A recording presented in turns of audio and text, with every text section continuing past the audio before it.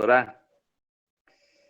Querido e eterno Pai Celestial, nós somos gratos a Deus por mais um tempo juntos. Somos gratos ao Senhor por nos dar uma noite de paz, tranquilidade. Obrigado, Senhor, pelo teu cuidado tão presente, tão fiel, tão constante em nossas famílias, nossas vidas. Muito obrigado por isso, Senhor. Obrigado, Pai, porque temos esses recursos agora para participar da melhor escola do mundo, a escola dominical. Obrigado, Senhor, por termos os recursos, ainda que online, ainda que não presencialmente, mas podemos, Deus, desfrutar da companhia dos irmãos, podemos estar abrindo a palavra do Senhor e dedicando, Pai, este tempo a conhecer mais e mais a palavra, a aplicá-la à nossa vida e especialmente, Deus, neste tempo agora, a observarmos um pouco da história, como o Senhor é o Senhor da história, o Senhor conduz a história de acordo com o teu propósito santo, e nós reconhecemos isso e obrigado porque podemos agora estudar essa realidade e mais ver o quanto o Senhor é um Deus presente na vida do teu povo, na história do mundo que o Senhor criou.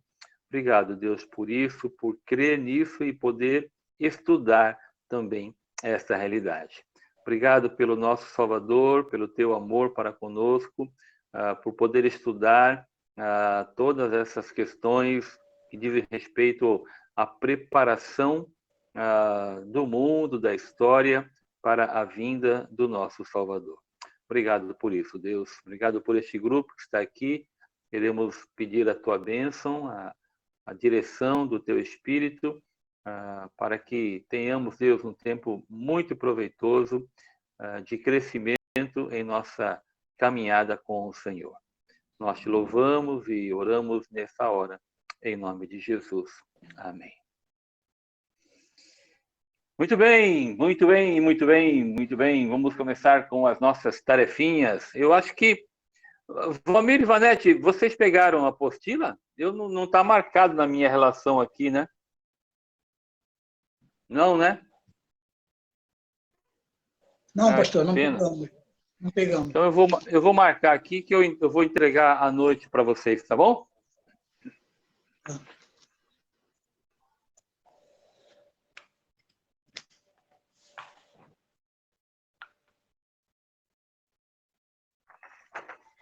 Ok. E tem a Imaneide também, que falou comigo. Eu vou imprimir ainda hoje, se Deus permitir. Muito bem. Vocês querem que eu comece por qual tarefa? A da apostila maior ou da apostila menor?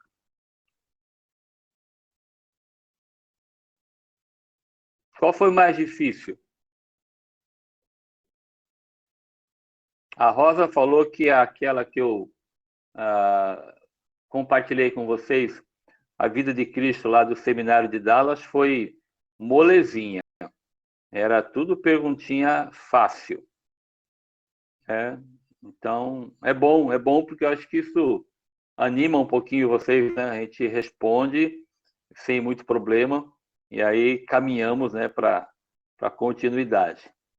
Todo mundo fez, à exceção do Valmir e Vanete, que não estão com a apostila.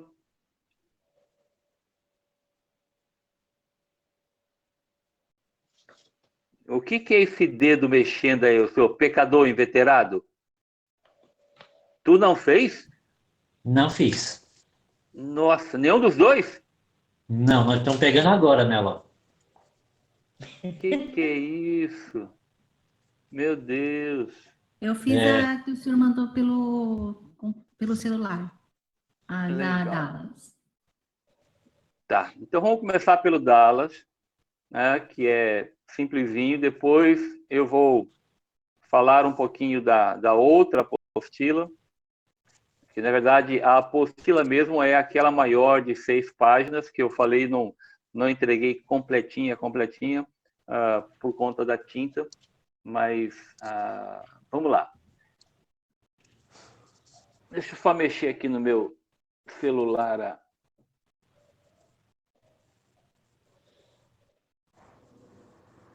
A apostila de Dallas, vocês estão com ela na mão aí? Todo mundo com o material na mão, pelo menos? Ok. Então, vamos lá. Era para dar uma lida, né, naquelas passagens que está ali, Mateus, Lucas e João, esses capítulos. Dar uma lida nesses capítulos e, a partir deles, né, algumas respostas, algumas considerações, né? Como eu falei, este material de Dallas, né, ele é bem simples, muita coisa, eu creio até que vocês já sabem, né? Mas é importante dar uma reprisada, enfatizar algumas questões, e ele tem sempre ali um momento de reflexão, algumas perguntinhas que faz para a gente, né?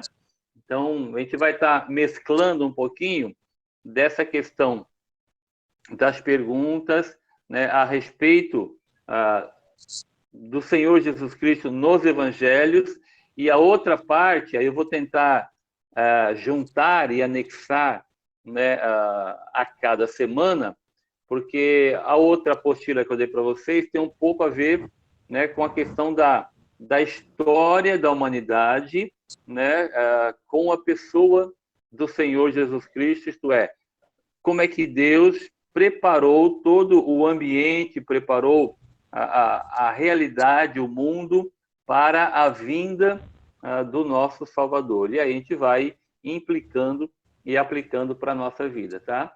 Então, essa mescla de história, né, com a leitura dos evangelhos, tá bom? É assim que eu penso em, a partir de hoje, né, começar com vocês, tá? Então, o que a gente vai, dessa semana, o que foi? Aprender o propósito de cada evangelho. Então, tá aí os pontos da aula, né, como eu coloquei para vocês, né, cada um dos evangelhos, ele apresenta o Senhor Jesus como com um aspecto diferente um do outro, tá? Por que é importante nós sabermos disso, né? Para entender especificamente uma realidade de que cada evangelho, cada epístola, cada carta, cada livro, né, foi escrito com um propósito, tá? Não são cartas aleatórias, não são epístolas assim colocadas de qualquer jeito lá. É uma carta, por isso que é bem importante nós, ao estudarmos, né, um pedaço de um livro, nós temos que estudar, ou pelo menos ler o livro inteiro, para entender aquilo que o autor, né, o autor humano, no caso, né, mas inspirado por Deus, o que Deus quis deixar registrado. Então, cada um dos evangelhos apresenta o Senhor Jesus Cristo de maneira diferente, né? Então, vocês estão comigo aí, vou ler aqui, né? Mateus escreve aos judeus, né, mostrando que o Senhor é rei, tá? Então, eu vou destacar apenas uma característica, né? O rei de Israel. Marcos escreve aos romanos, né, que Jesus é o Messias, o servo. Então, em Mateus ele é rei, em Marcos ele é servo, em Lucas, né, ele é o filho do homem, a questão humana, né, do Senhor Jesus Cristo, e João, a questão divina, né, que ele, Jesus é Deus. Então, rei, servo, homem e Deus. Tá? É importante lembrar disso porque você vai entender, né, as leituras que você vai fazer dos evangelhos, tá bom? E aí depois o que vocês leram aí dentro também dessas passagens que estão lá em cima, né, a questão de como Zacarias responde a notícia, como é que Maria responde a notícia em relação à realidade do nascimento do Salvador. Lucas, né, que escreve o seu Evangelho e também Atos, né? O médico nos dá muitos detalhes sobre o nascimento e a infância do Senhor Jesus Cristo. E aí eu passei para vocês um pequeno, a um momento de adoração, né? Isto é, a partir do que foi lido, né? Esta reflexão, essa gratidão ao Senhor por nos deixar as Escrituras Sagradas, por nos deixar a sua revelação, né? E usou esses 4 homens aí, Mateus, Marcos, Lucas e João, para que nós soubéssemos e para que os crentes depois deles pudessem saber sobre a vida do nosso Salvador Jesus Cristo. E aí depois eu coloquei algumas questões, tá? Estou dando uma geral para explicar um pouquinho, depois vocês vão tirando suas dúvidas, né? Eu quero explicar como é que o exercício é feito a cada semana. E aí tem algumas perguntas, né? Algumas, na verdade, reflexão para cada um de nós. E aí vamos começar a primeira perguntinha. Você tem um livro favorito entre os 4 evangelhos? Se tem, por que este é o seu favorito? Dos que fizeram a tarefa, alguém respondeu essa primeira? Alguém tem um livro favorito entre os 4? Pastor. E por que ele é o favorito? Oi, irmã Úrsula. Pastor, eu respondi o Lucas, o livro de Lucas, porque eu acho que ele é mais detalhado. Ele tem mais detalhes no nascimento e em certas coisas que eu não acho em Mateus, por exemplo. Eu gosto mais do Lucas por isso.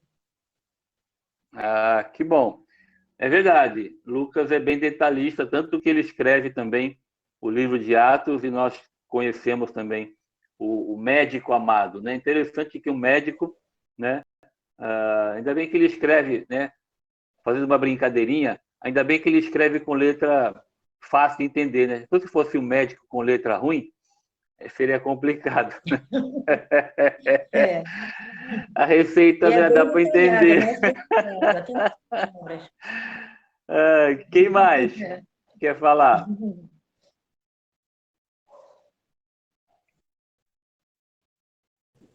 Eu não fiz o exercício, né? Eu peguei na apostila hoje, como o Fernando falou, mas essa pergunta aí dá para responder sem ter feito o exercício. O pecado é duplo, né? Tá bom. Quando um peca, o outro peca junto. Entendi. A mesma carne. Tá sim, certo. É claro. Então fale, Val. Eu ficaria difícil. É difícil eu responder essa pergunta, qual o seu livro favorito? Porque eu tenho, assim, para mim, eu amo muito Mateus.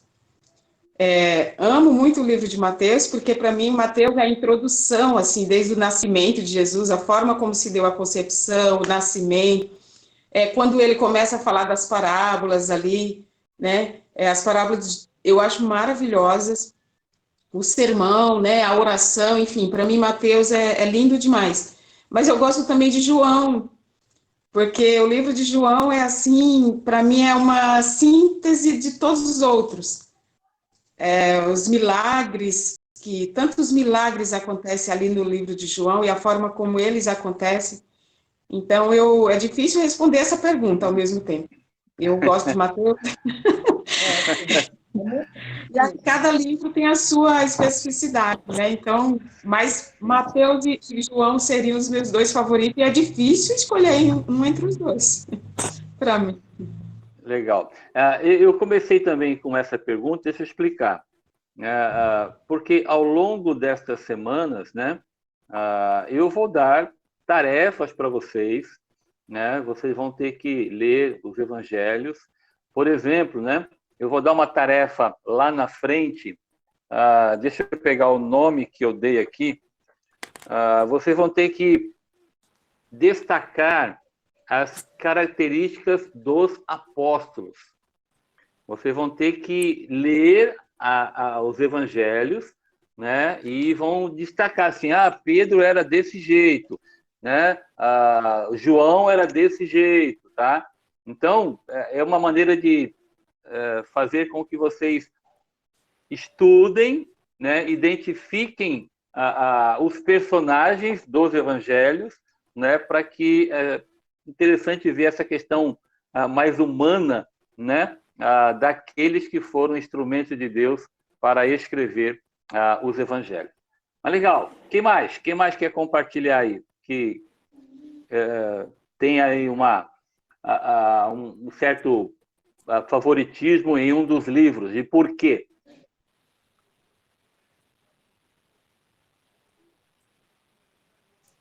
Daqueles que fizeram. Vamos lá, pessoal. Vamos falar. Quem fez aí? Eu não tenho favoritismo, não. Não tem favorito. Não tenho. Cada um tem um... A gente vai dançando ali entre eles, vai circulando. Joia. Legal. Né? Como nós falamos, né, cada um enfatiza um aspecto do Senhor Jesus Cristo. Mas deixa eu falar um pouquinho sobre a questão dos evangelhos sinóticos. Deixa eu usar uma expressão, não sei se vocês já ouviram sobre isto. E aí eu vou falando e vou perguntando. Deixa eu forçar vocês aí no tic-teco. Né? O que são os evangelhos sinóticos? Quem me responde? Fernando, tu tem que responder isso, pecador. O que são os evangelhos sinóticos? Estou tentando buscar aqui, está na ponta da língua, estou tentando buscar lá. Não põe a língua para fora, não. Oi, irmã Marta. É conosco? Está falando ou com seu filho? Eu cheguei atrasado. A senhora não respondeu a minha pergunta, não, né? É outra coisa, né? Foi o fio. Tá. Não é comigo. Pastor, e aí, quem responde para mim? Fale, Dira. Mateus, Marcos e Lucas, eles contam as histórias similares, né? As mesmas histórias se repetem. Joia. Legal. Evangelhos sinóticos, né? Então, Mateus, Marcos e Lucas. São idênticos, né? Essa palavrinha significa ver juntos, né? Sinóticos, né? Então, vem óptico, que é ver, né? E o sim, juntos. Então, é o mesmo olhar juntos, tá? Então, Deus... A caneta. Deus colocou os 3 evangelhos enfatizando aspectos diferentes da pessoa do Salvador, tá? Mas é interessante que cada um deles conta a mesma história, mas com essa perspectiva um pouco diferente, né? Enfatizando uma área ou uma questão do evento que o outro evangelista não enfatiza, né? Então, essa realidade é linda demais de como é que Deus escreveu isto, né? E o Evangelho de João, ele não é sinótico, né? Então, ele não... As histórias, né, que tem nos primeiros 3, não tem em João, né? João é diferente nesse sentido, né? Talvez pela realidade de que mostra a divindade do Senhor, né? Os milagres que o Senhor fez, e novamente, né? Aprove a Deus escolher alguns milagres, né? Deus deixou aqueles que Ele quis que nós soubéssemos, né? E aí deixou escrito. Então é sempre importante perceber essa realidade de que Deus deixou revelado aquilo que Ele queria que nós assim aprendêssemos e assim entendêssemos, tá bom? Então, essa é a realidade dos evangelhos, por isso que você lê e a história se repete, né? É a mesma história, mas eu queria destacar essa questão. Quando você pega uma mesma parábola, né, um mesmo evento nos 3 primeiros, leia os 3 evangelhos, e aí você vai perceber, né, algumas pequenas nuances, né, algumas questões um pouco diferentes, porque é na perspectiva daquele que escreveu. Tá? Esta é a questão da questão da inspiração da Bíblia. Tá? Deus não tirou a personalidade de cada um deles. Né? Então, Deus inspirou os 3 primeiros, por exemplo, Mateus, Marcos e Lucas, né? Mas não tirou a personalidade deles. Então, ele escreve aquilo, mas do jeitão dele, né? Com a personalidade do autor. Né? Isto é um milagre, só Deus mesmo para fazer isso. Tá bom? Alguém mais quer falar dessa primeira ou tá tranquilo? Alguém mais quer comentar alguma coisa? Quem fez aí? Eu queria fazer uma colocação que talvez o senhor me corrija. Essa questão da ênfase do Espírito Santo, dos atos do Espírito Santo no livro de João, isso é uma coisa destacada ou não? Os atos do Espírito. Assim, quando ele fala da volta da vinda do Espírito Santo, do Paráclitos e tudo mais, né? Parece que eu acho que está ligado, o que eu quero dizer está ligado aos milagres, essa coisa da divindade, né? Sim, por isso que eu comentei, né? João é único, né? Em uma questão de enfatizar a divindade do Senhor Jesus Cristo, né? Então, aí a ênfase maior em milagres, né? Há milagres que você vê que está em João e não estão nos outros, né? Nos outros evangelhos, né? Então, eu penso dessa maneira também, que é para enfatizar a divindade do Messias, né? Então, a ação do Espírito Santo, né? A própria questão de como ele começa o evangelho, né? Falando a respeito de que Jesus é Deus, né? Então, por que Deus, enfim, não fez 4, né, como os 3 primeiros? Por que não foram 4 com essa mesma tônica, né? Apenas um diferente? Não sei, é só uma conjectura, né? De que, na verdade, mostrando, né, acima de tudo, que o Senhor é diferente, né? Ele veio como homem, nasceu, né, viveu entre nós, né? Mas a transcendência do Senhor, ela é enfatizada, mostrando que aquele homem que é apresentado, por exemplo, no livro de Lucas, né? A questão da humanidade, né? Ele é totalmente diferente de nós, no sentido de que ele é divino, que ele é Deus, né? Então, me parece que o Senhor deixou revelado essa questão também. É por isso que é um diferente, né? Legal. Mais alguém? Alguém quer algum comentário? Alguma coisa para falar? Deixa eu ir para a segunda, então. A genealogia de Mateus traça a linha de Jesus de volta a Abraão. A genealogia de Lucas traça a linha de Jesus até Adão. Por que você acha que cada um deles fez dessa maneira? Quem respondeu?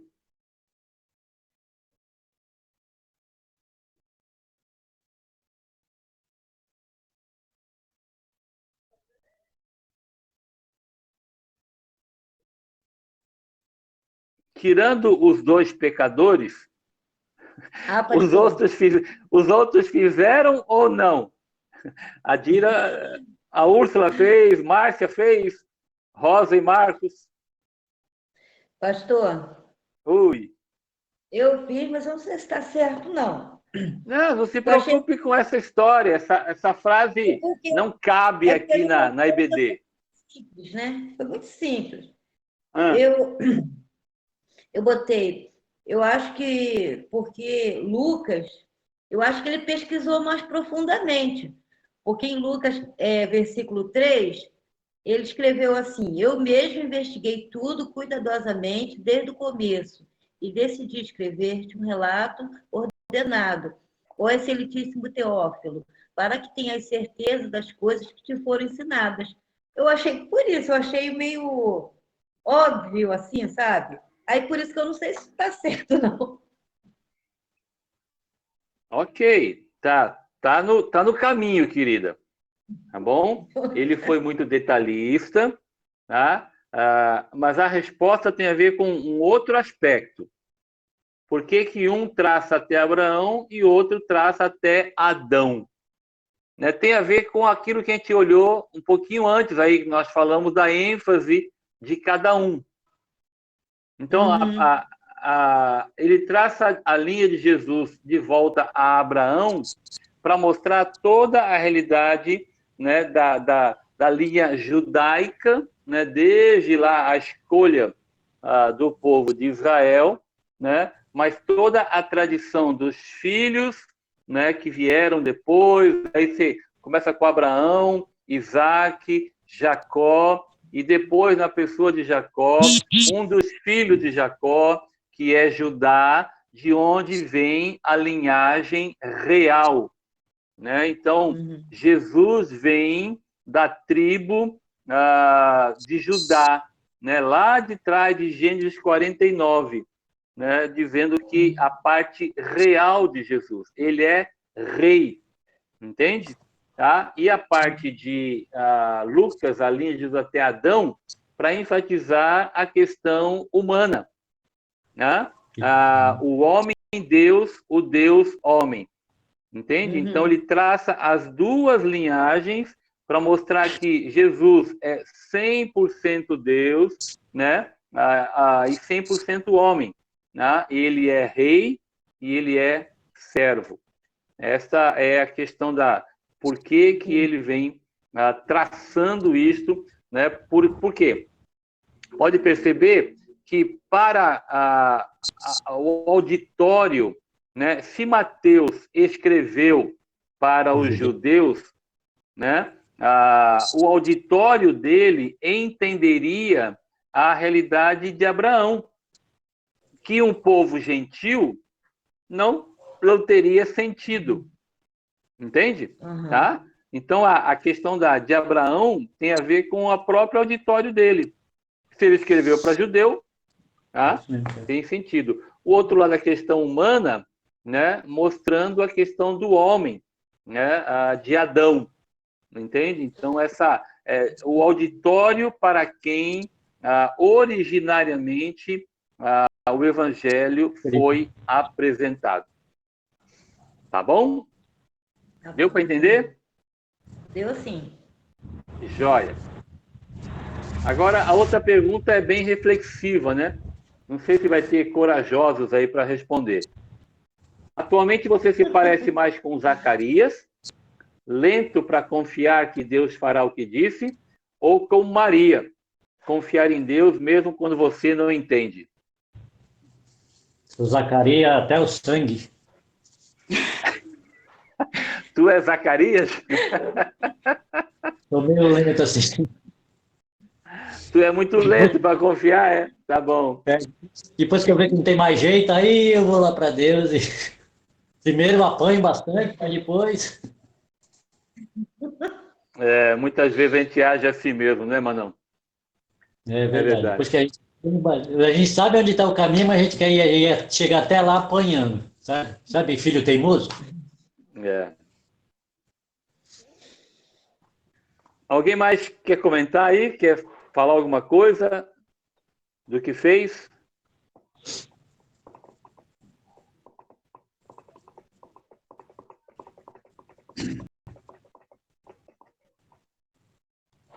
Tá bom. A perguntinha ela é reflexiva, né? Muitas vezes, como o Fernando falou, a gente demora, né, para confiar naquilo que Deus já disse, né? Deus deixou revelado, Deus falou o que ia fazer, né? E nós muitas vezes sofremos para confiar naquilo que Deus já deixou escrito, né? Então é uma lição para nós, né? Zacarias, ele sabia, né? Eu quero destacar a questão de que Deus já havia deixado revelado, né? Não é uma questão de pensar assim, eu não sei, né? Então, vamos ver o que acontece, né? Não é assim, né? A gente apanha muito, né? Usando a expressão do Fernando, a gente apanha muito e sofre, né? Por não crer naquilo que Deus deixou revelado. Então, nós precisamos saber o que Deus deixou revelado, nós precisamos estudar, conhecer mais, né, a pessoa, o caráter de Deus, e aí, assim acontecendo, a gente confia mais. Né? E quanto mais a gente confia, menos a gente sofre. Né? Não o sofrimento do dia a dia nosso, essas coisas faz parte da nossa vida. Né? A gente sofre menos em termos de apanhar da vida, de passar por situações que nós não passaríamos se nós confiássemos naquilo que Deus deixou escrito. Tá? Por outro lado, ali Maria, né? Confiar em Deus mesmo quando não entende. Né? Maria, aconteceu assim, né? Eu não estou entendendo, né? Pelo contrário, o que está acontecendo, olha, Deus, eu vou ter dificuldade, porque o negócio aí é apertado, né? Como é que eu vou ficar grávida aí sem ter casado? Como é que as pessoas vão? Né? Então, é uma realidade difícil, né? E mesmo quando não entende o que está acontecendo, ela, no livro de Lucas, vocês conhecem, né? O Cântico de Maria, ela fala que ela era bem-aventurada, né? Então, mesmo quando não entendemos, mas se Deus deixou escrito, revelado, né? Se essa é a maneira de olhar para a circunstância, se essa é a maneira de caminhar, é assim que eu vou fazer. Eu vou obedecer, né? Independente das consequências ou independente de eu não estar entendendo. Mas se meu pai mandou fazer, eu vou fazer. Manda quem pode, obedece quem tem juízo. Não é assim que diz o ditado popular? Muito bem. Então, vamos lá. Vou seguir agora. Agora eu vou perguntar literalmente, tá? Vou chamar pelo nome. Agora vai ser aqui uma escola. Tá bom? Você está com o material na mão. Você pode até não ter feito o trabalho. Tá bom? Mas eu vou chamar pelo nome. Então, o primeiro casal lindo assim, né? Val e Fernando. Né? Pergunta 1. Pega aí o material. Tá com o material na mão, não tá? Mas nós não fizemos. Não pode perguntar nada pra gente. Vai responder agora na lata. Na lata. Tá com o material na mão? Estamos. Ok, então vamos lá. Perguntinha 1. Quais são os 2 escritores dos evangelhos que foram apóstolos que caminharam com Cristo durante o seu ministério terreno? Tem 4 opções aí. Qual a resposta? Ai, cadê? Cadê o passo? Mateus e Marcos, Mateus e João, Marcos e Lucas, Lucas e João. Qual a resposta certa? Mateus e João. A carne do lado concorda ou a carne do lado discorda? Foi Mateus e João. Se você dizer que está certo, eu concordo. Se você dizer que está errado, eu discordo. Se tu acertar, tu almoça. Se tu errar, tu não vai comer. A resposta está... Exata, essa mesmo. Exata. Muito bem. Mateus e João. Segunda pergunta. Para quem? Deixa eu ver. Por Marcos e Rosa. Marcos e Rosa, que não falaram nada até agora. Estão quietos lá.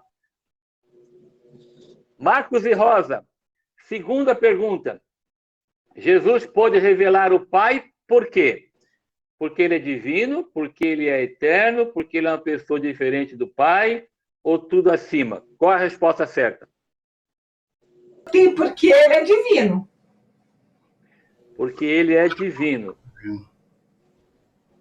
A resposta está Olha lá, deixa eu passar. Errado. Errada! Qual é a resposta aí, queridos? Quem fez? Tu O Mate fez? Então fala. Qual você fez? Tudo acima. Tudo acima. A resposta é tudo acima.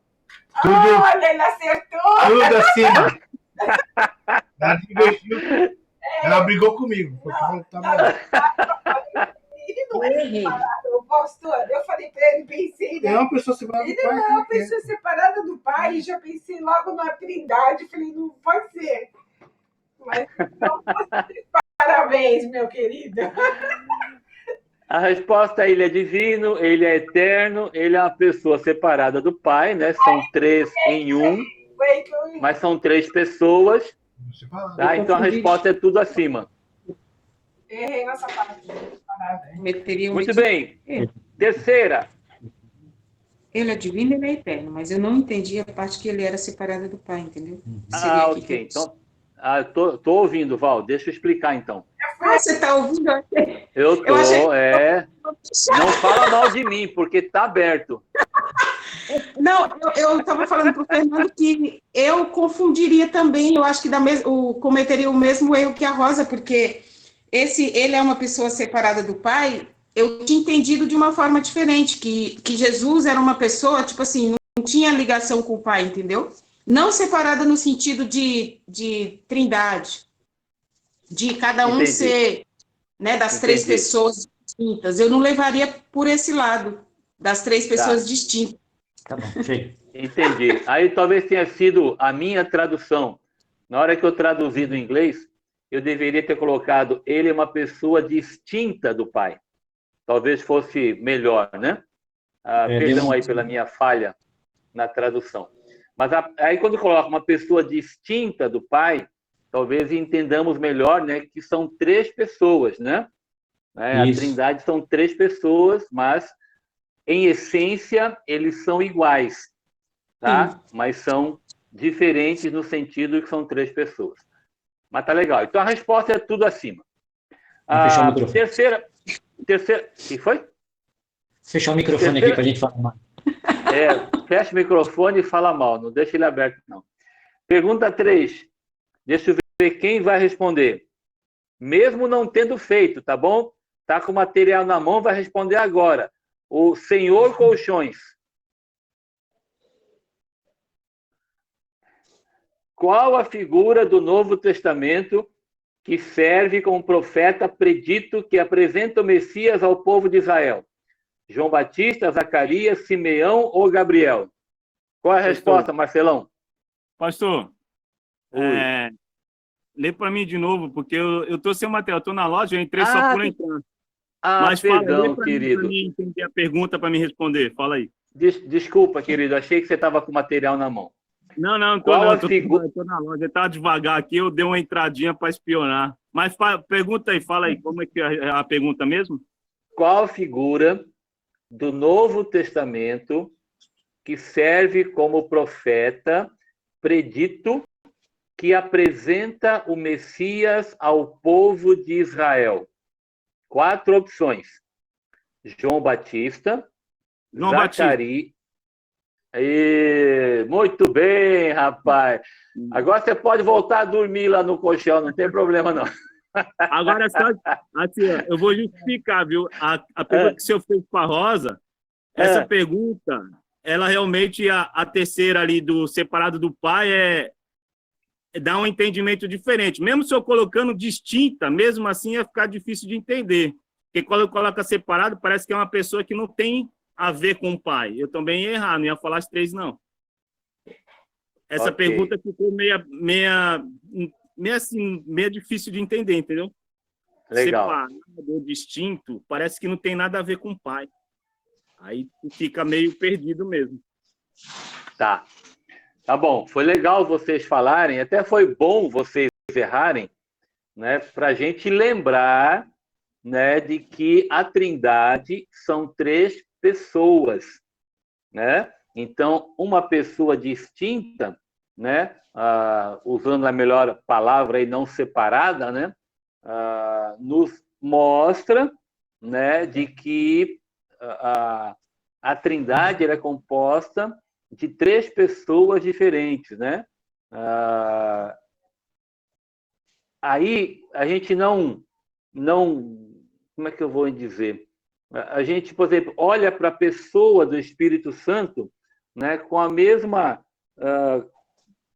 convicção de que ele é Deus, de que ele é uma pessoa, né, de que ele não é apenas uma energia, né, mas ele é uma pessoa que a gente se relaciona, né? O objetivo da pergunta é essa questão de que apenas uma pessoa que é distinta da outra pode apresentar ao Pai. Essa é a ideia, né? Tá? Então, se fosse essa ideia que o pessoal pensa, né, de que há uma mistura entre as 3 pessoas, né, é de que ora a divindade se apresenta como Pai, ora se apresenta como Filho, essa ideia aqui não é bíblica, né?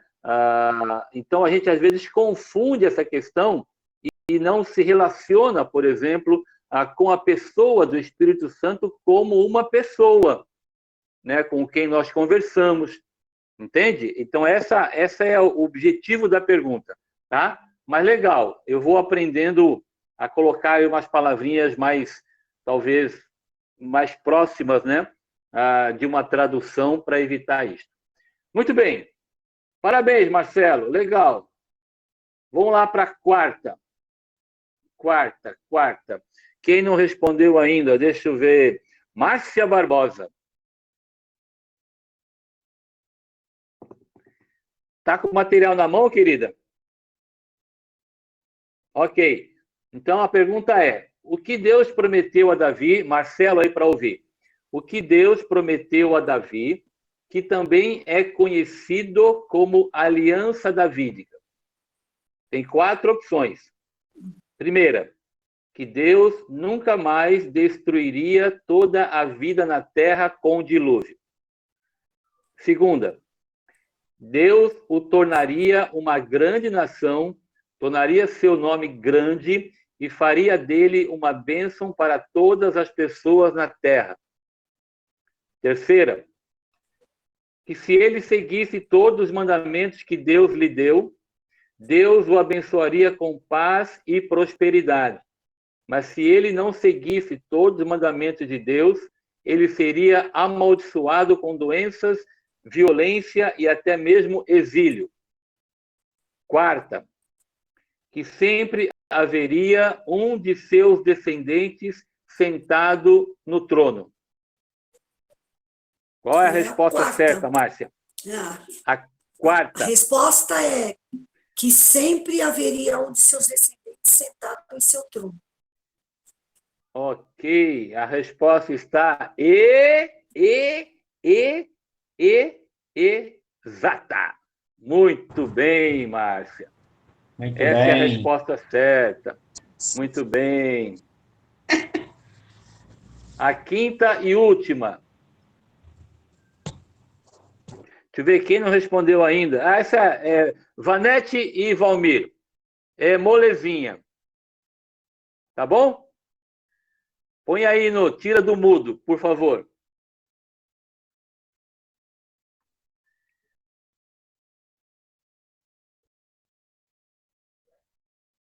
Não saiu, não.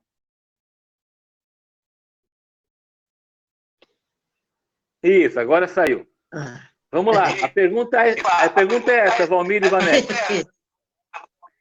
Em que cidade nasceu Jesus? 4 opções. Nazaré, Cafarnaum, Belém e Jerusalém. Qual a resposta? Belém. Muito bem, Valmir. Muito bem, Vanete. Muito jóia. Legal. Essas foram as perguntinhas da primeira parte, tá bom? Agora vamos para o segundo material.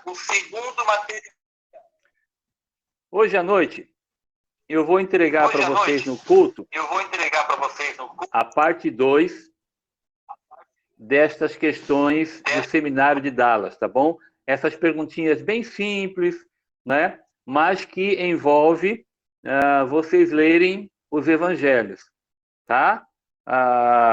O propósito, queridos, não é que vocês peguem o material, olhem as perguntas e respondam as perguntas.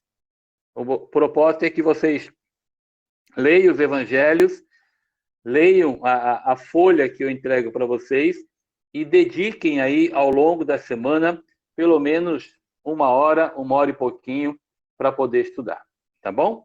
Então vamos lá para a segunda parte. Vocês estão com o material pelo menos na mão aí? A irmã Marta não está com o material, mas eu não sabia que a senhora ia participar também, né? Então eu vou entregar para a Vanete hoje à noite, tá bom, irmã Marta? Eu entrego para a Vanete e ela entrega para a senhora, tá bom?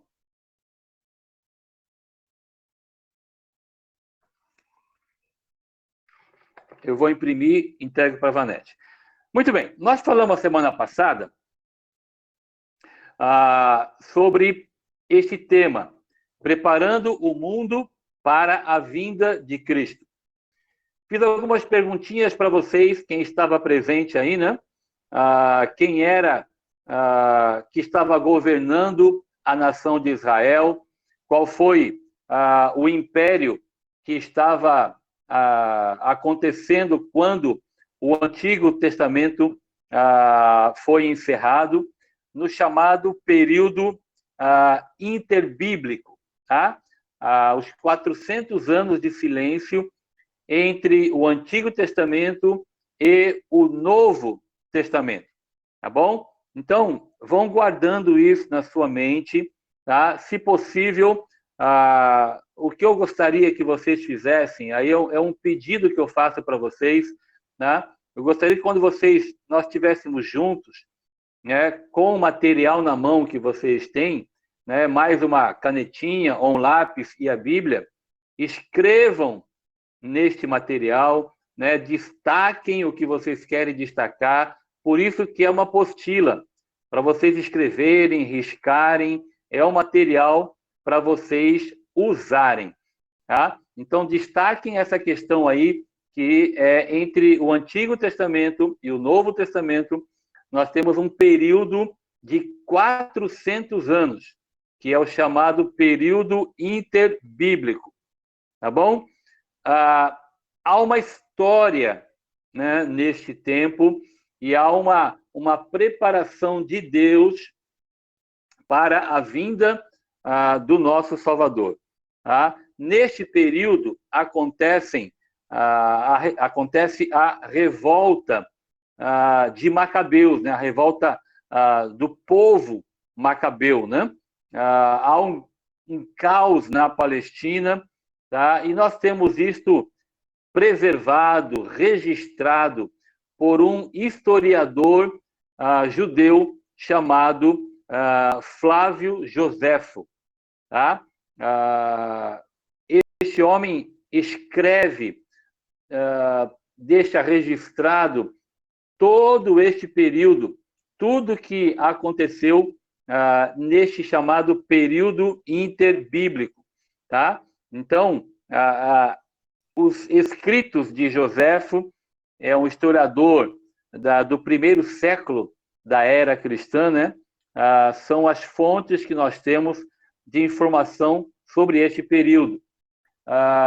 Eu vou falar isso, mas eu sei que eu vou falar assim meio frustrado, né? Mas eu vou falar mais uma vez, né? Se porventura você quiser ler sobre esta história, né? Eu tenho este material de Flávio Joséfo, tá? Eu tenho essa pequena coleção que conta esta história, tá? Uma outra realidade que eu tenho também são 10 livrinhos que fala da história da igreja, né? Então também vai narrar um pouquinho sobre este período, né?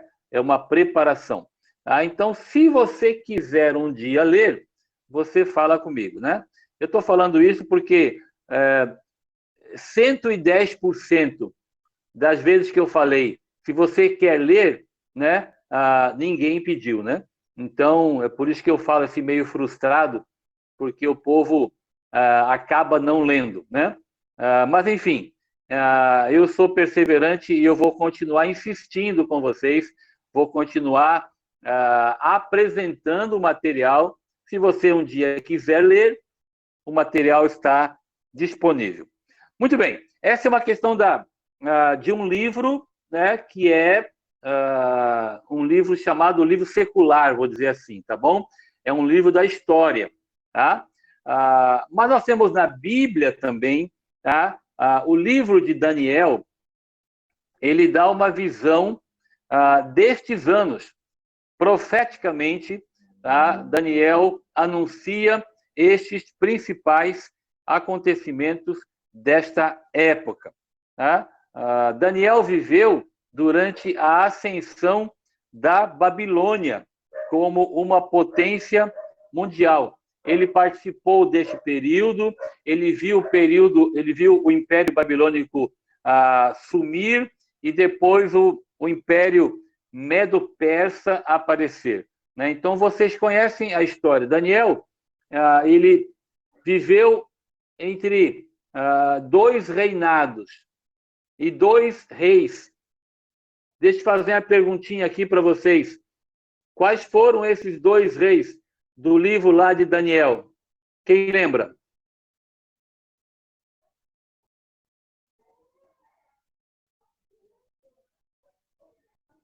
Pip, pip, pip, pip. Um foi o rei Dario.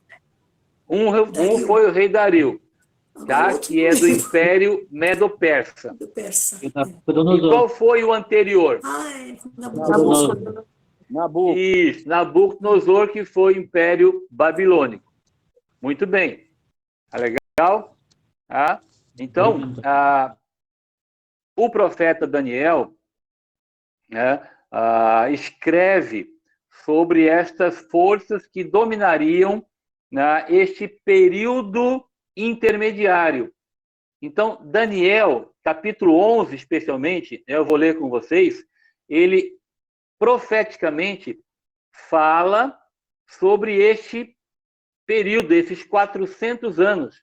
Então, ele vai falar sobre Alexandre o Grande, ele vai falar dos Ptolomeus, ele vai falar dos Seleucidas, ele vai falar dos Macabeus e também dos romanos.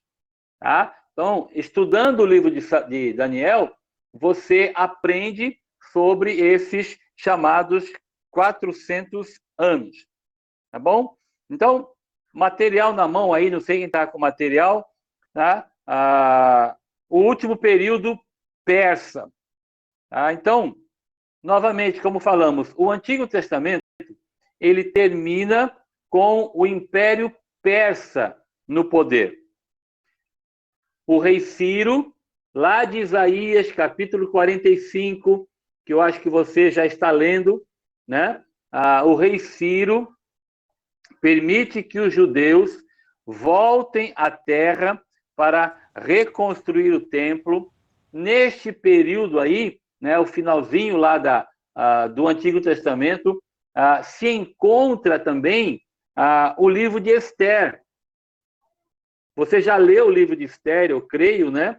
E embora ele esteja lá para trás, né, na ordem do Antigo Testamento, historicamente, cronologicamente, ele está dentro deste período do finzinho do Antigo Testamento, tá? Quando o povo, então, retorna para Jerusalém para a reconstrução do templo. De igual maneira, o livro de Esdras e o livro de Neemias estão junto com este período que está se encerrando no Antigo Testamento. Como nós falamos a semana passada, quem governava a nação de Israel, quem era? Quem governava a nação de Israel? O sacerdote. Isso, o sumo sacerdote. Muito jóia, tá bom? Só para a gente saber, entender um pouquinho como é que o Novo Testamento está acontecendo, quando a gente chega lá, tá bom? Virem a página aí, quem está com a apostila, página 2, acontece o período de Alexandre o Grande, né? Primeiro Alexandre Magno, o pai, né? E depois Alexandre o Grande, o pai dele, Filipe, e Alexandre da Macedônia. Eu não vou me ater muito a isso, porque eu acho que vocês já conhecem um pouco dessa história, né? Logo depois do governo persa, entra o governo grego, que é de Alexandre, né? Com o pai dele, o Filipe, e depois Alexandre o Grande. Alexandre reinou por um período muito pequeno, né? 12 anos. Ele morreu muito novo, tá? Morreu muito novo, morreu com 33 anos. Tá? Mas ele, em 12 anos, ele conquistou um território enorme, praticamente, né? Todo o território conhecido daquela época, né? Desde a parte da Europa que você conhece hoje, lá, né? O finalzinho lá, né?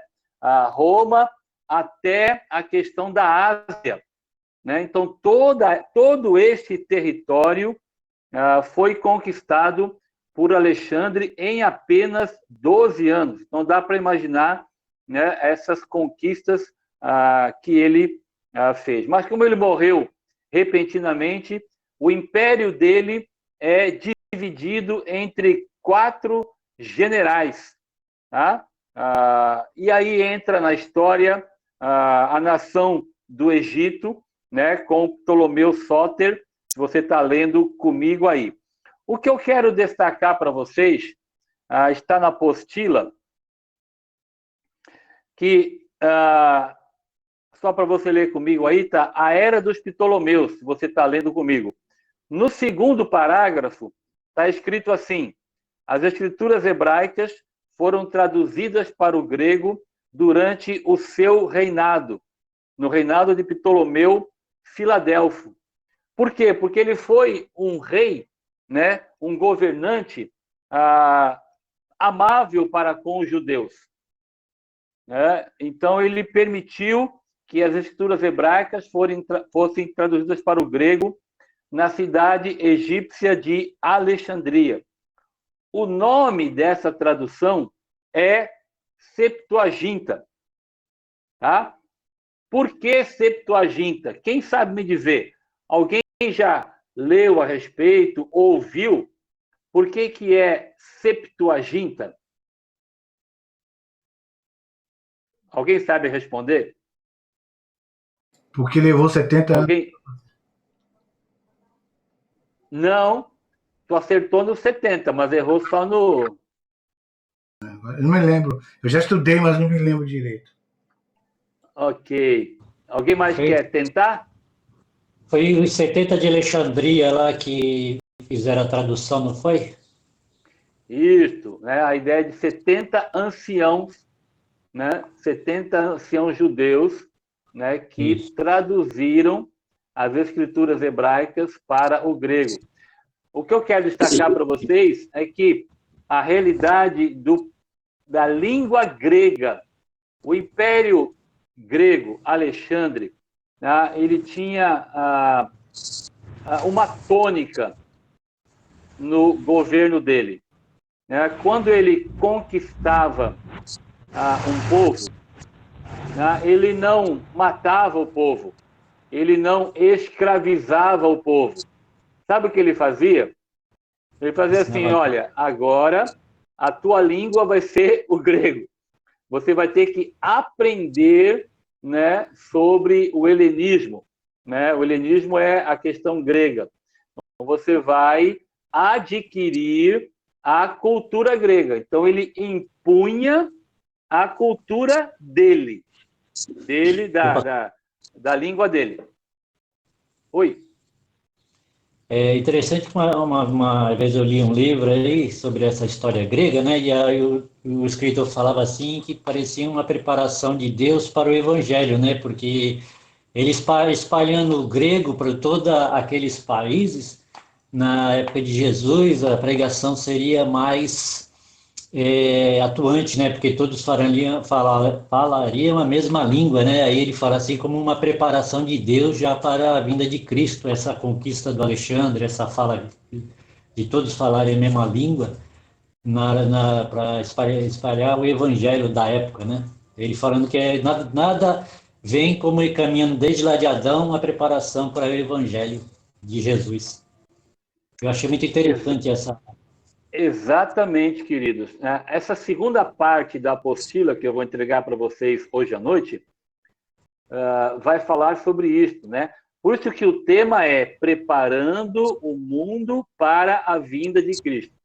E um dos aspectos que a gente vai olhar um pouquinho mais é a questão que o Fernando levantou, que é a questão da língua, né? Então, uma língua só, né? Embora tivesse, claro, o latim lá em Roma, né? O próprio aramaico, né? Dentro da questão mais judaica, mas a língua que se falava na época, né? Era a língua grega.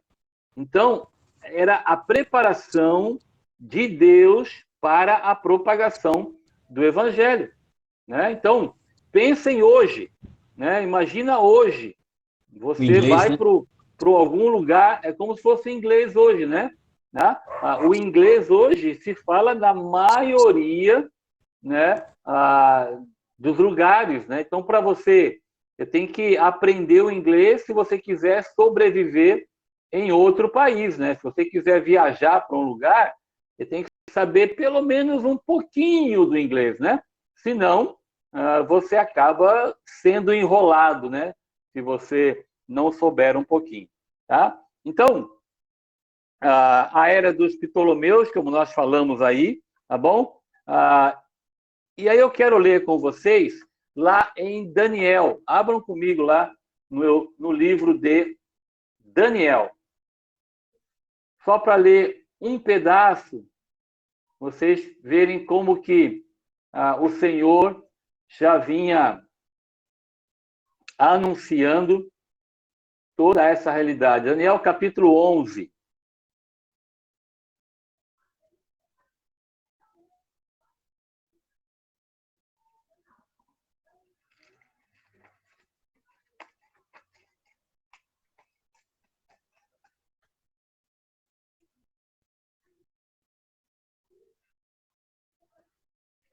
Daniel capítulo 11, vou ler a partir do versículo 2, tá bom? Acompanhem comigo, só para vocês verem. Daniel 11, 2. Agora eu te declararei a verdade. Eis que ainda 3 reis se levantarão na Pérsia, e o quarto será acumulado de grandes riquezas, mais do que todos. E tornado forte por suas riquezas, empregará tudo contra o reino da Grécia. Depois se levantará um rei poderoso, que reinará com grande domínio e fará o que lhe aprouver. Ele está falando aí da Grécia e de Alexandre. Mas, no auge, o seu reino será quebrado e repartido para os 4 ventos do céu. Mas não para sua posteridade, nem tampouco segundo o poder com que reinou, porque o seu reino será arrancado e passará a outros fora de seus descendentes. Então, ele está falando aí, já anunciando Alexandre, falando que ele iria morrer, né? No auge, o seu reino será quebrado, ele morreria com 33 anos, e repartido para os 4 ventos. O reino dele foi dividido entre 4 generais. Então, Daniel né, escrito mais ou menos 550 anos antes de Jesus Cristo, já vem anunciando o que iria acontecer cerca de 200 anos depois de Daniel. Tá? Alexandre o Grande é cerca de 323 antes de Jesus Cristo e Daniel cerca de 550 antes de Jesus Cristo. Aí, a partir do versículo 5, ele vai falar das lutas entre o Egito e a Síria. Então, só para ler um pedacinho para vocês, olha, o reino do sul será forte, como também um de seus príncipes, ele será mais forte do que ele, reinará e será grande o seu domínio. Mas ao cabo de anos se aliarão com um com o outro, a filha do rei do sul casará com o rei do norte, para estabelecer a concórdia. Ela, porém, não conservará a força do seu braço, e ele não permanecerá nem o seu braço, porque ela será entregue, e assim vai. Rei do sul está falando do Egito, e rei do norte está falando da Síria. Então ele está falando dos Ptolomeus e está falando dos sírios. Não assírio, dos sírios, da Síria, que hoje você também conhece. O que eu quero destacar neste período, que tem a ver com a realidade dos macabeus? Página 3 aí da apostila, no meio, né, o 3º parágrafo. Se você tiver com a apostila na mão, leia comigo. Tá assim, ó, 3º parágrafo. Para mostrar o seu desprezo pela religião judaica, entrou no Santo dos Santos, sacrificou uma porca sobre o altar e espargiu o sangue pelo edifício. Por sua ordem, o templo passou a ser templo do Zeus Olímpio.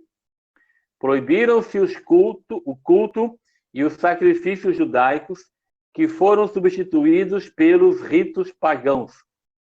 Proibiu-se a circuncisão e a mera posse de uma cópia da lei se tornou ofensa punível de morte. Então, este Antíoco Epifânio, ele entra no templo, no Santo dos Santos, sacrifica uma porca, não é qualquer animal. Ele sacrificou um porco. Você sabe que o porco, né, os judeus não comem, não aceitam, é impuro. Então ele sacrifica uma porca sobre o altar, esparge o sangue pelo edifício, proíbe o culto, proíbe os sacrifícios, proíbe a circuncisão, e apenas ter uma cópia da lei poderia morrer. Olha a realidade que os judeus viveram naquela época. Imagina, joga um pouquinho para o nosso tempo aqui, né? Imagina que hoje fosse proibido estar no templo, fosse proibido o culto. E se você andasse com a Bíblia na mão, tivesse a posse dela em sua casa, você poderia ser punível de morte. Olha a realidade daquela época e comparando um pouquinho se acontecesse alguma coisa assim. Olha o que aconteceu, leia comigo a apostila. 4º parágrafo. Os judeus resistiram. Um homem chamado Eleazar, idoso escriba de elevada posição, foi morto porque se recusou a comer carne de porco. Um após outro, a mãe e seus 7 filhos tiveram a língua cortada, os dedos das mãos e dos pés amputados e lançados num tacho fervente, porque não quiseram comer carne de porco. Um grupo de resistentes, em número aproximado de 1.000 pessoas, foi atacado num sábado. Recusando-se a quebrar as proibições sabáticas, foram mortos sem lutas. Esta era a situação intolerável, até que aparece um homem chamado Matatias.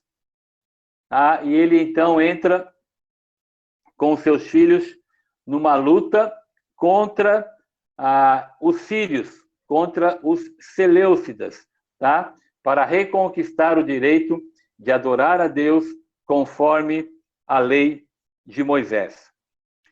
E essa luta, essa revolta, tem a sua vitória, porque muitos se colocaram ao lado dos macabeus, tá?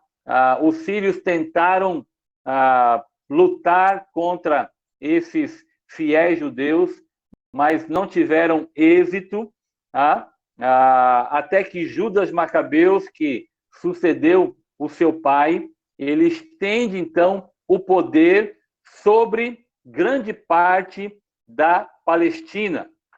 E em cerca de 164 a.C., ele domina toda a cidade de Jerusalém, ele purifica o templo e restaura o ritual mosaico. Tá? Então, 3 anos após o dia da profanação, o templo foi purificado, tá? E os sírios estabeleceram a paz com os judeus e, ao mesmo tempo, concede uma liberdade religiosa para eles. Vamos ler o texto de lá de João 10. Abra lá no Evangelho de João. Evangelho de João, capítulo 10.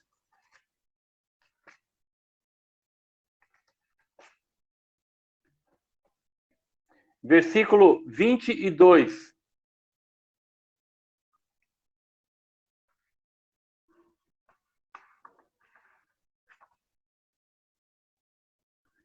Diz assim: celebrava-se em Jerusalém a festa da dedicação. Era inverno. Que festa é esta que Jesus participou? Nós conhecemos as festas judaicas, né?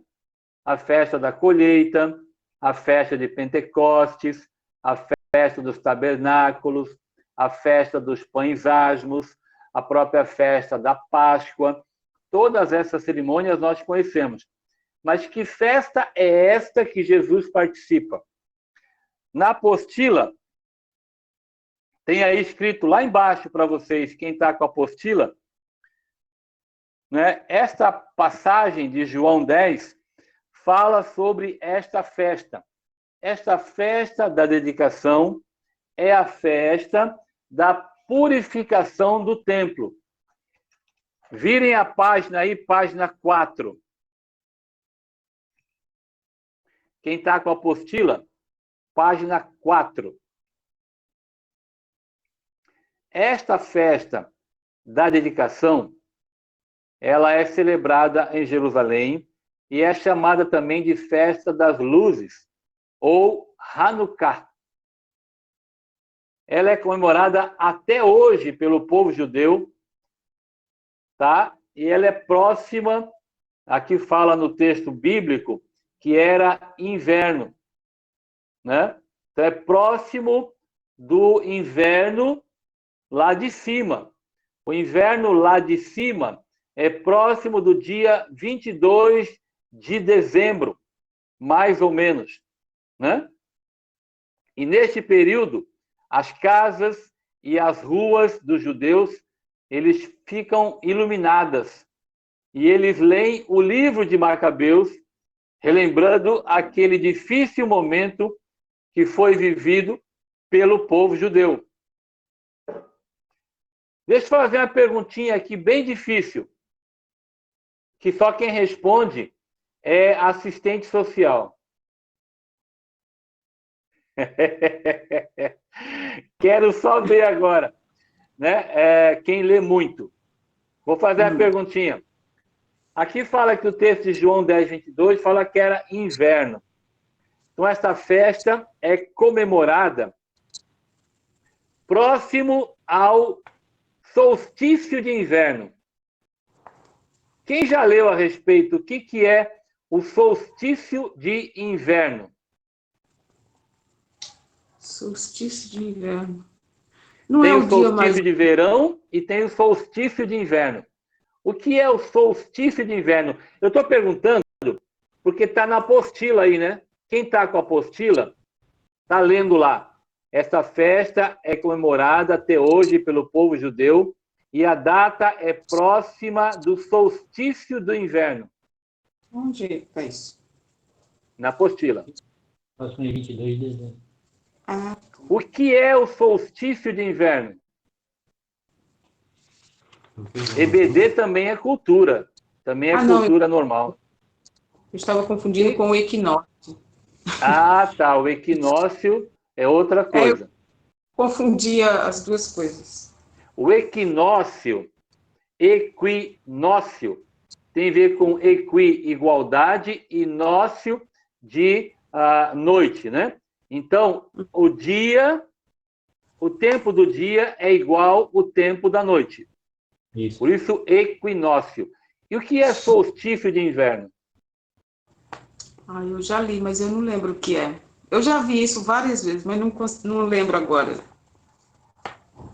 Solstício de inverno. O solstício de inverno, ele marca o início do inverno. No caso da parte norte, né, próximo ao dia 22 de dezembro. O que é o solstício de inverno? Acontece o dia mais curto do ano e, consequentemente, a noite mais longa do ano. Tá? Em termos da iluminação do Sol para com a Terra. Então, quando você ler aí o solstício do inverno, vai ser aquele dia em que a noite vai ser mais longa e o dia vai ser mais curto. Por isso que você já vê que no inverno o dia termina um pouco antes, né? Se você pega o verão, tipo 6h30, 7 horas da noite, está claro ainda, né? Mas no inverno não. No inverno, 5 e pouco já começa a escurecer. Tá bom? Muito bem. Depois entra a Era Macabeia, na página 4 aí que nós estamos estudando. Depois entra a Dominação Romana, na página 5. Muito bem. Aí eu vou para a página 6, que é a última página, e aí eu quero perguntar para vocês o que eu pedi para fazer a tarefa. Página 6 da apostila.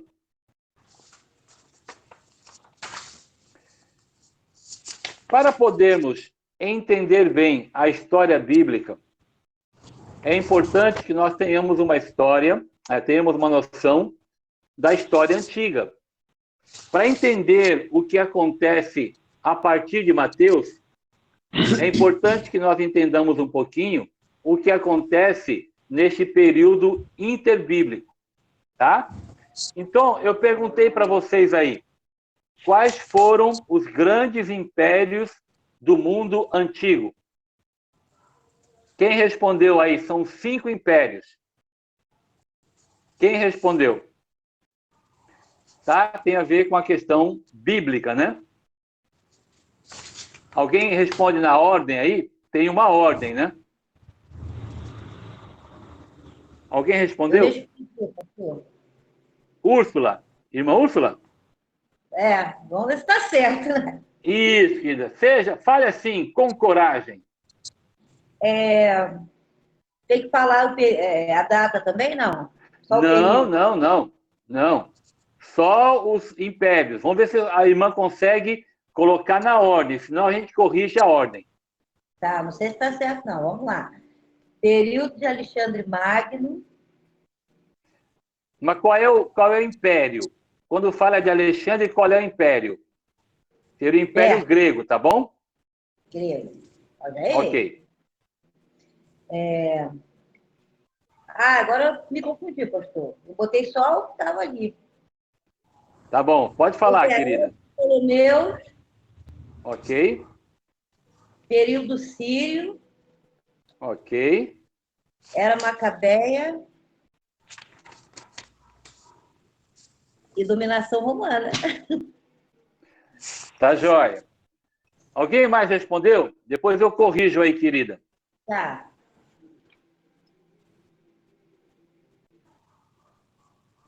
Alguém mais fez? Ninguém fez?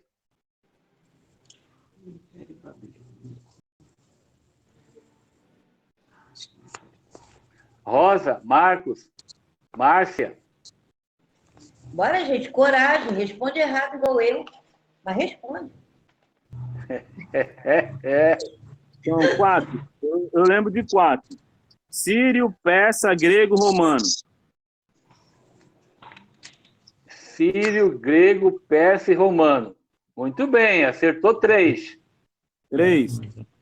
É só lembrar dos impérios, você, quando lê o Antigo Testamento, quando lê a história de Israel. Antes do romano foi o medo persa. Não, tem um antes aí, Val. Esse microfone tá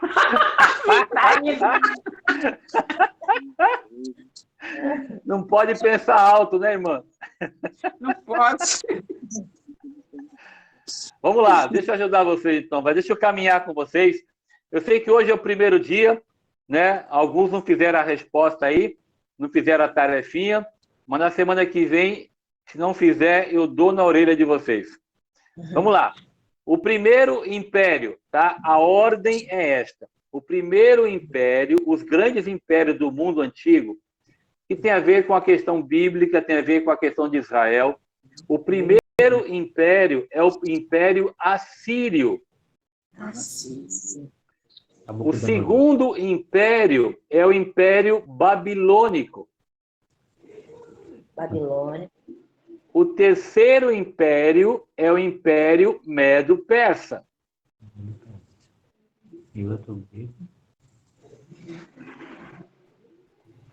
O quarto império é o Império Grego. E o último é romano. Tá? Então, é lembrar um pouquinho da história de Israel. O Império Assírio foi o império para onde os judeus foram exilados na primeira vez, 722 a.C. O segundo império foi o Império Babilônico, aonde os judeus foram exilados a segunda vez, destruiu Jerusalém, destruiu o templo em 586 a.C. O terceiro império foi o Império Medo-Persa, aonde você vê a história de Ezequiel e a história de Daniel.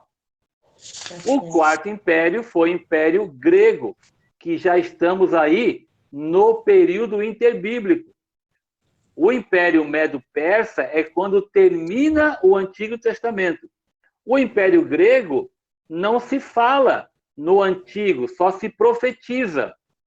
É o Império no período interbíblico, e o Império Romano é o império que você já vê no Novo Testamento.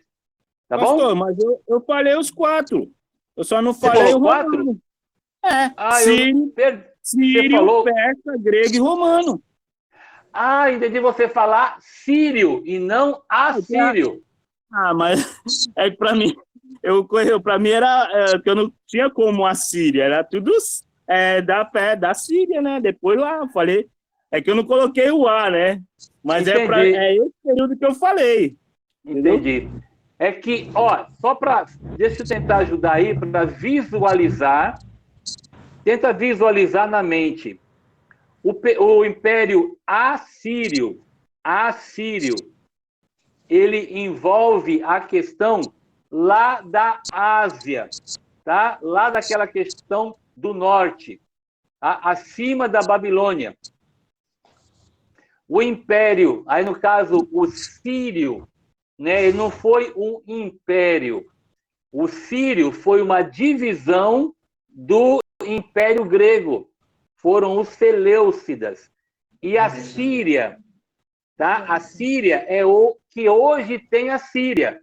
Sabe aquele país ali em cima de Israel, depois do Líbano, onde tem a guerra, já tem mais de 7 anos, tá? Então, a Síria não chegou a ser um império, tá bom? Foi uma divisão do Império Grego. Mas legal, tá? Então, o Marcelo falou 4. Muito bem, vamos lá, vamos fechar aqui para encerrar a aula. O último Império Persa. Tem 3 perguntinhas aí. Que rei permitiu a volta dos judeus para a Palestina? Qual a resposta? Eu falei hoje, hein? Ciro. Ciro. Muito bem, Rosa. De que império era esse rei? Medo-Persa? Medo-Persa. Muito bom. Quem governava a Palestina no período final do governo persa? O sumo sacerdote. Muito bem, Rosa. Parabéns. E para encerrar a nossa aula, o último período, último espaço para preencher. Período grego. Não achei nada disso. Complete os espaços em branco. Filho de Filipe. Eu não achei na apostila isso. Você acredita?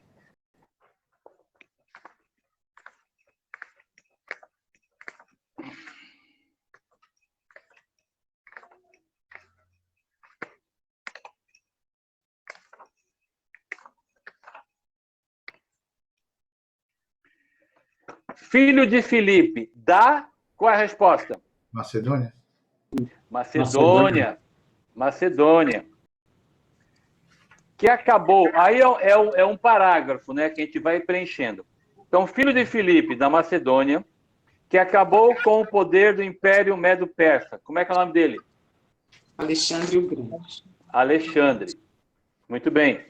O seu governo durou quantos anos? 33. Não, o governo. Ele viveu 33. 12. Ah, 12. O governo durou 12 anos. 12 anos. 12 anos. Mas com a sua morte, o seu império foi dividido entre 4 generais. 4 generais. Muito bem. 2 dessas divisões são importantes para o contexto da Palestina, para o que a gente vai estudar no Novo Testamento. Quais são as divisões? Egito e Síria? Egito e Síria. Muito bem, irmã Úrsula. Ptolomeus e Seleucidas. Ptolomeu e Seleucidas.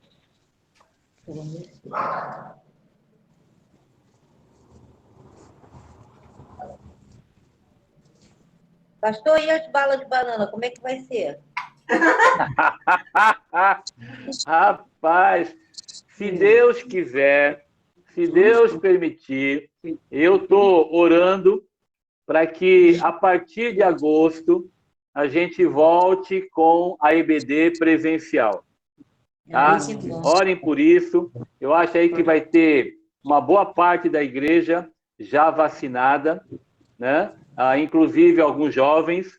Né? Então a gente vai acompanhar aí a idade das pessoas e eu creio que a partir de agosto a gente já vai poder estar presencialmente. E aí, presencialmente, irmã, eu distribuo as balinhas.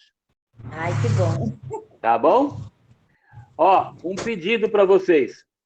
Quem está com a apostila, estude essa parte que está na mão, não a que eu vou entregar, porque eu vou entregar junto, hoje à noite, algumas perguntas sobre os Ptolomeus, sobre os Seleucidas, sobre os Macabeus e sobre os romanos.